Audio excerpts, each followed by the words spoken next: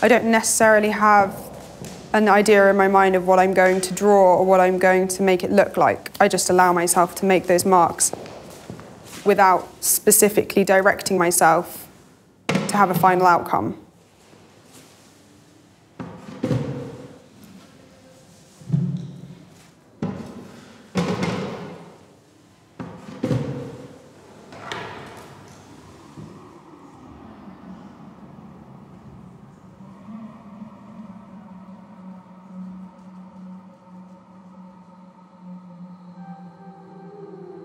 An imaginary artifact is something I kind of made up to describe the objects I was making.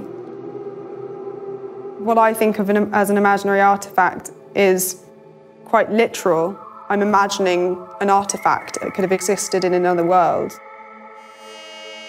I didn't really set out to make replicas of ancient objects. I liked the idea that I kind of accidentally imagined these artifacts. I was thinking about whether an object still has spiritual qualities when it's replicated. Is it still the same thing when I've made it huge and in another material? I'm interested in the byproducts of spiritual objects, the kind of marks that are made in the process of making the final objects. Whether or not the marks left behind on the ceilings add to the spiritual qualities of the places. What's drawn me to 3D printing is that I'm able to replicate my work at a large scale.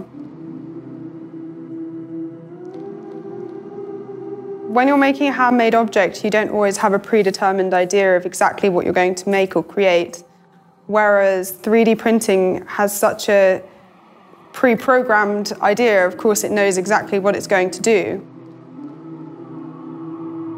In a way, as the 3D print was happening, the machine has made its own mark. Even though it was replicating marks that I made, they've got a new material quality themselves.